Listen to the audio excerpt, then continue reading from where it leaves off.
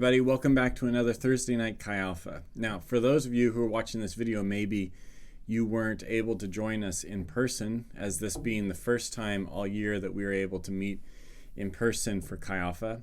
Or maybe you did meet in person and you want to see just how this video turned out. But either way, I'm glad that you're with us. Now, we only have one announcement, and it's going to be quick. It's our discipleship class that Amber and I are producing. We're going to do 4 videos in the next week and a half, and then we'll do 4 more videos a couple weeks after that you'll be able to have, listen to, and then if you sign up or register, then one of the 2 of us will meet with you at one point during the semester to just see how you're taking to the class. What questions do you have? Is there anything you want more information on? And so I strongly encourage you to register for this class, which just puts you on the list for us to be able to follow up with you and for you to receive those videos. And so the link is below in the description, and so I encourage you to do that. But we're going to move on with our study in the city of Philippi. And so I want to ask you one question. What is the universal calling of every single Christian, regardless of denomination or spiritual branch of Christianity? What is the universal calling of every single person who considers them a Christ follower, a Christian, or a just lover of Jesus? And for a lot of people, you'll be surprised to find that answer has been relatively debated for a really long time. Now, last week we talked about the specific calling of God upon your life. What is it that God is calling you to do? And so we talked about how the very first moment we hear about Philippi comes right off of this experience that Paul has in going around some of the churches that he previously had planted churches, cities that he had planted churches in, to relay to them the message from Jerusalem about what Gentiles or non-Jewish people should do or how they should conduct themselves as members of the Christian church. There was this kind of outsider-insider component that was happening that is a big issue throughout all the New Testament.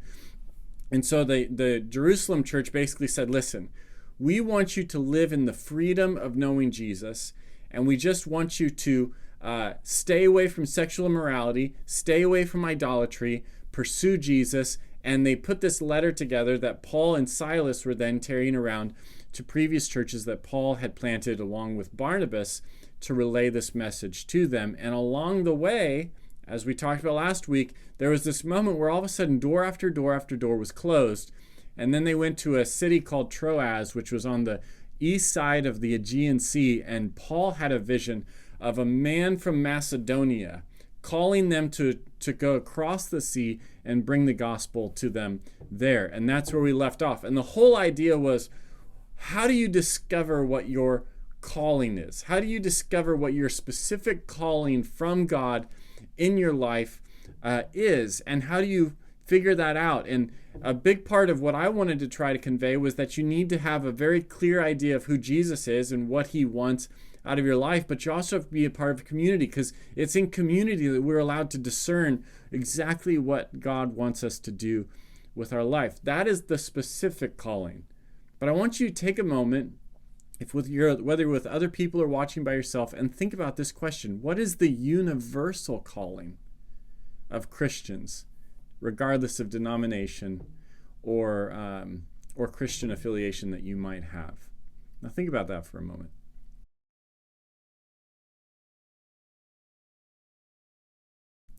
When I think about the universal calling of God, I think about the greatest commandment. There was this debate in Jesus' day about what part of the Old Testament law stood above all the rest. What was the guiding principle? And Jesus pointed them back to Deuteronomy, where he said, you shall love the Lord your God with all your heart, with all your mind, with all your soul, and with your strength. And you should love your neighbor as yourself, which is, he called the second portion of that commandment, to one that is like the first, but not to supersede or be on the same level as the first. So in other words, what Jesus said was, the greatest commandment is that you would love God with everything about you, and that you would take that and love everyone around you in light of your love for God and obedience to God. And I thought about that, and I thought about how would I rephrase the greatest commandment in ways that maybe connect a little bit more relevant for us today. And this is what I came up with. This is what I wrote down.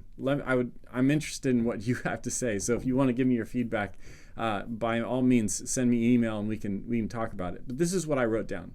You should love and obey God, who created you and all that is good, with everything in you, your intentions, attitudes, desires, around you, resources, material possessions, blessings, and through you, time and service.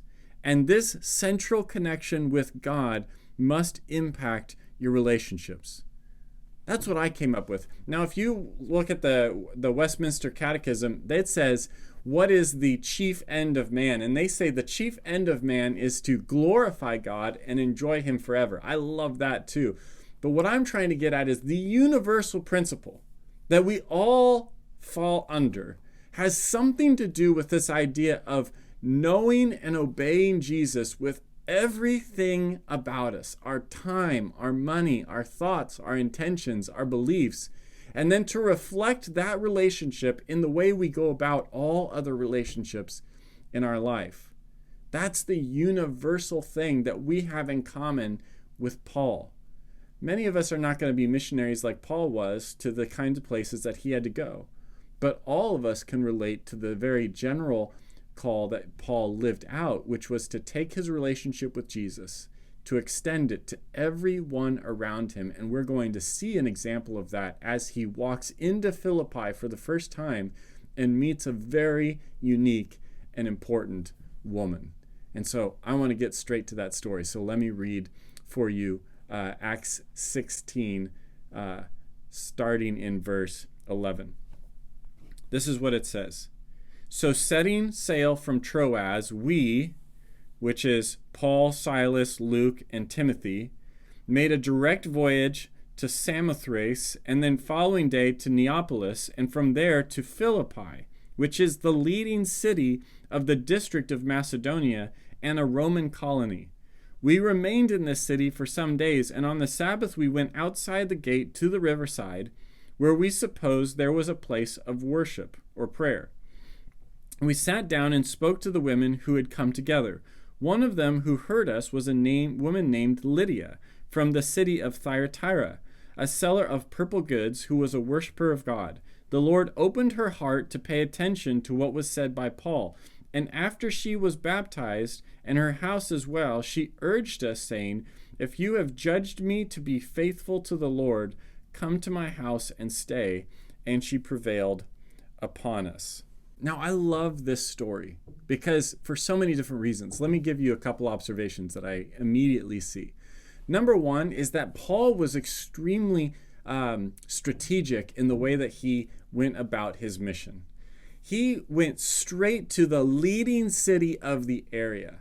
And Paul would oftentimes go into these cities and he would instantly go to the synagogue where he would find an audience who had the closest resemblance to what the message of Jesus would be.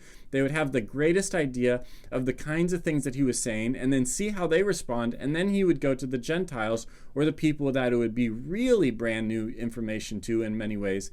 And he would start talking to them. And so he was very strategic because he wanted as many people as possible to hear the gospel and to respond to the call of following and knowing Jesus, to live in his grace and his mercy and his truth. Now, he goes right past a couple cities and straight to Philippi, which was a leading city for a couple different reasons. First of all, it had been renamed by a guy named Philip II of Macedon, and he had taken over the city, renamed it, and then he is eventually the father of a guy named Alexander. We know him as Alexander the Great. And so Alexander the Great came to the throne pretty relatively young in his life because his father was assassinated, and we know that Alexander the Great ended up expanding the empire well beyond what anybody could possibly imagine by the time he was around 30. Like, he was young, and he was a very, very powerful man.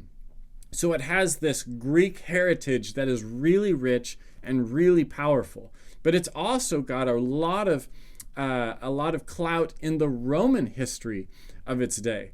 The Roman history of its day found its roots in the after the assassination of Julius Caesar. Cassius and Brutus fought Octavian and Mark Antony in Philippi, and it was a decisive turning point in this in this struggle for power after the death of Julius Caesar. And so Philippi had a lot of clout, a lot of history. It was a big, moving, thriving city upon which Paul walks straight into and discovers something amazing.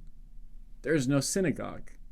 You see, it only took 10 men to officially establish a synagogue in a city, and they could not find a synagogue, so they went outside of the city gates to a place where they found people praying and eventually met a group of people, primarily women, and the leading woman of the group was a woman named Lydia. Now, here's what I love about this, and this is also really important to understand exactly the specific calling of God in your life, and it is simply this.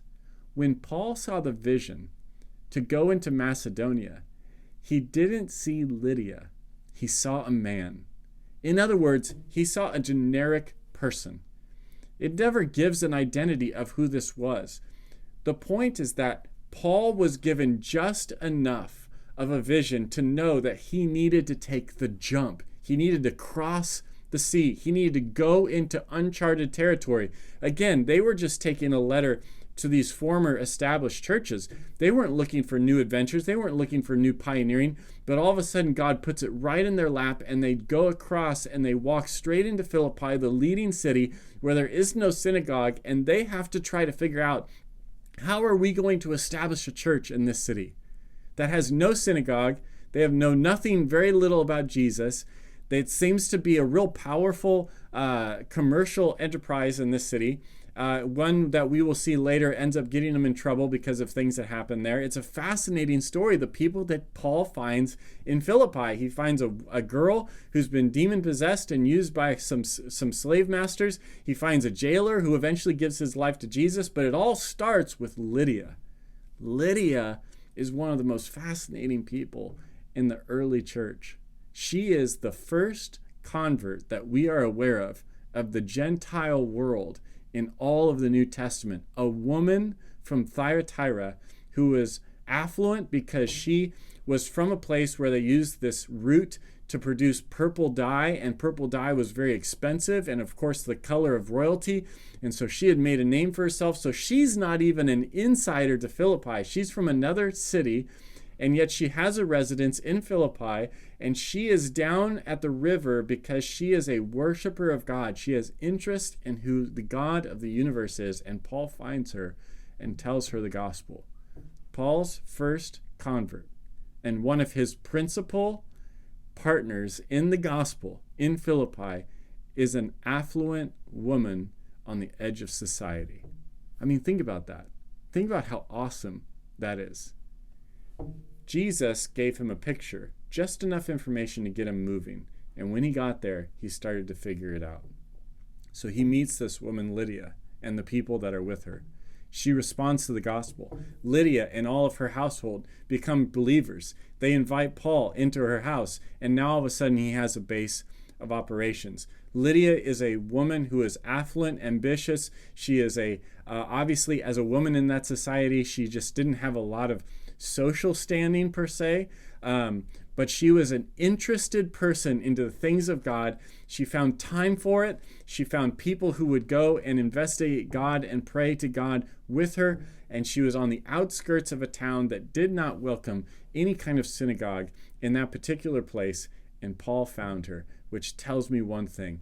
The Macedonian call was about people like Lydia, which means that there is no one outside of the reach and the gaze of Jesus. You see, what do we all have in common? What is the universal calling of God? To love God so much that it spills out into the relationships around us and compels us to talk to Jesus about them.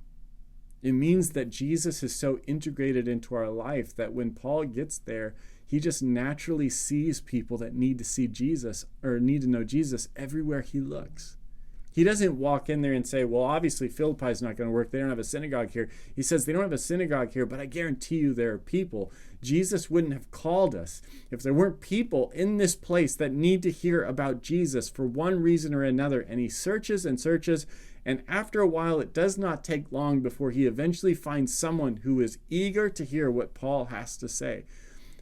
Lydia was not beyond the reach of Jesus. Lydia was not beyond the gaze of Jesus. Lydia was not beyond the heart of Jesus.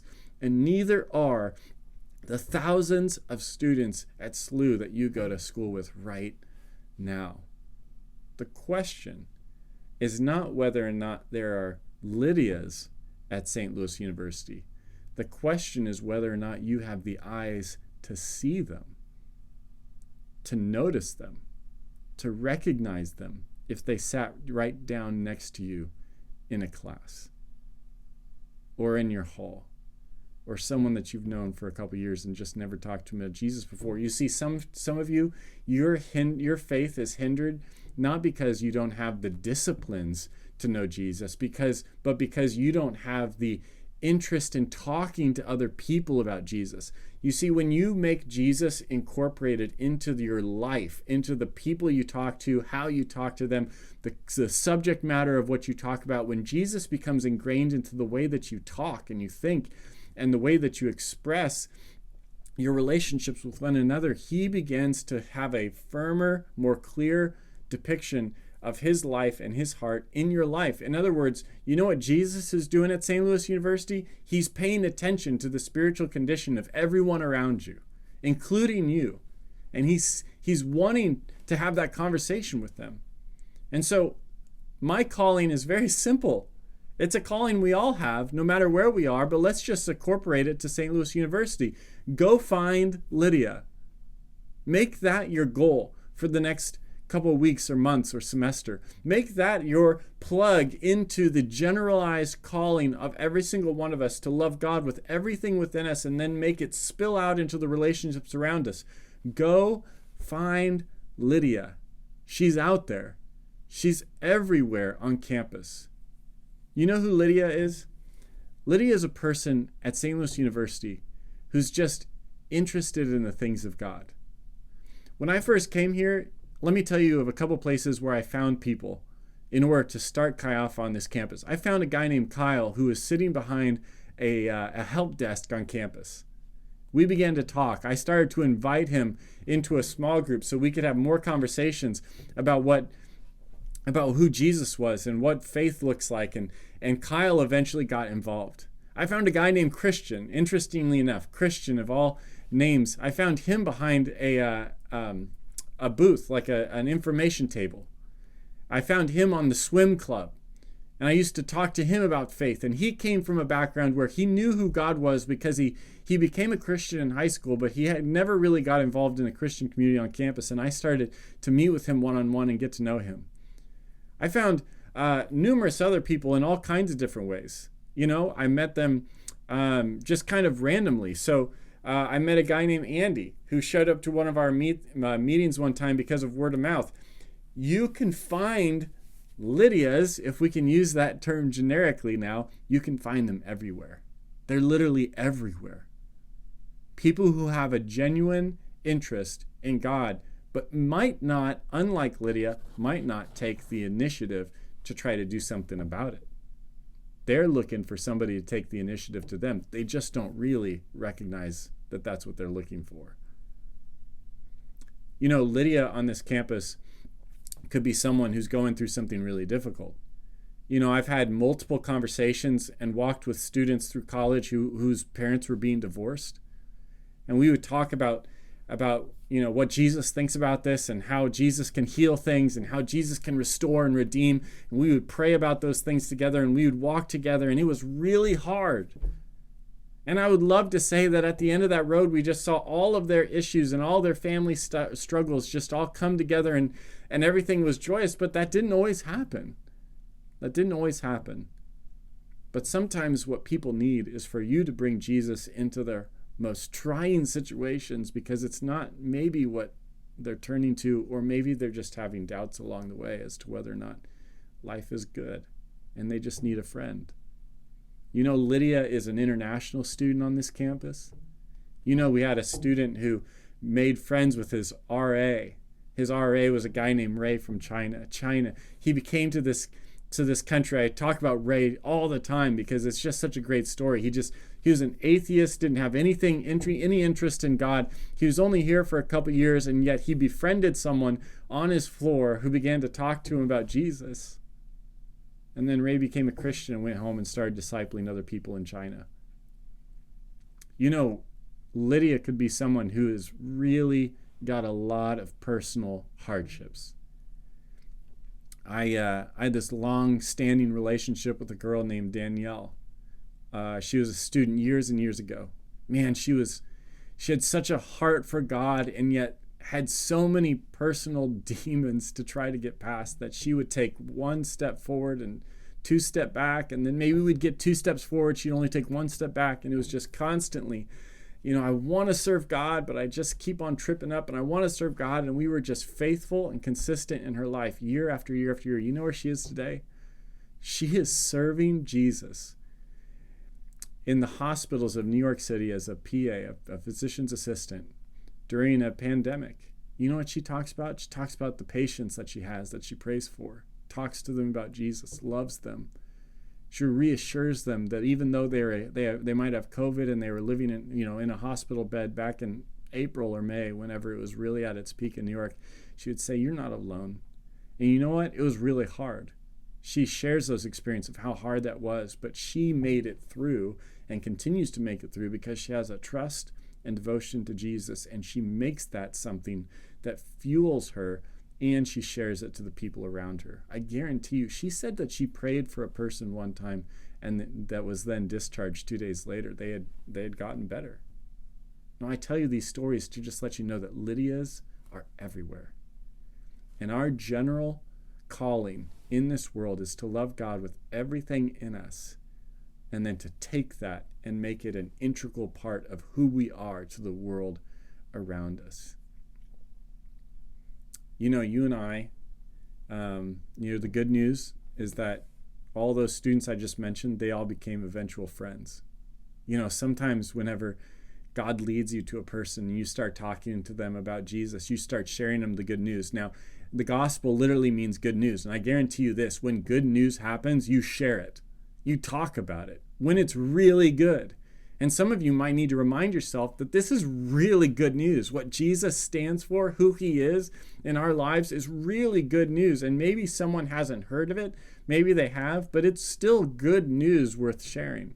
I know you guys like to share good news. I can see it on Instagram. We all share good news when it happens to us.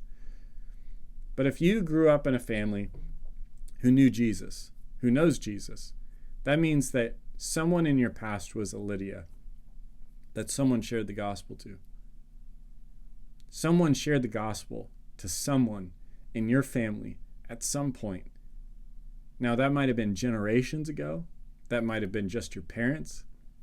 But somebody shared the gospel to someone in your family, and that's why you grew up in a spiritual household that you did.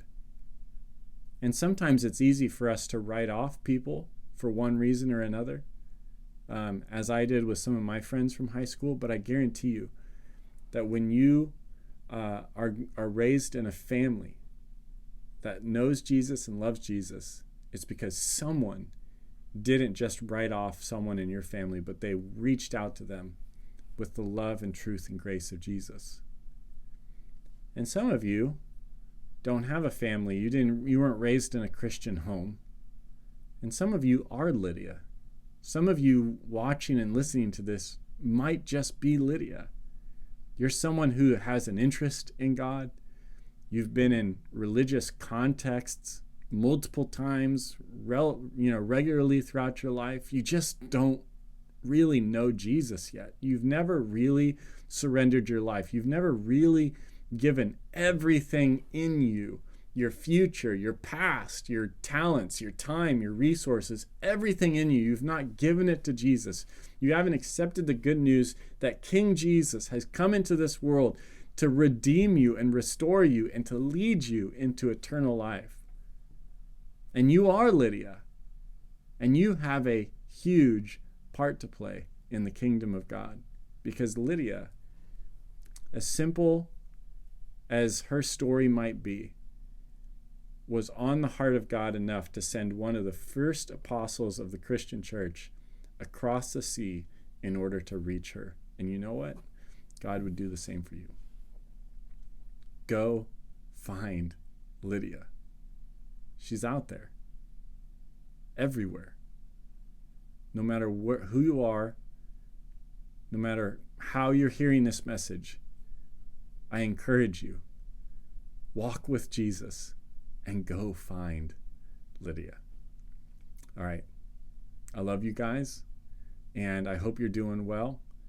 And once again, thanks for listening to this, and I look forward to this study in the city of Philippi and how God's heart longed to see the people in this leading city come to know Jesus and come to walk with him. All right. God bless, and I'll talk to you later.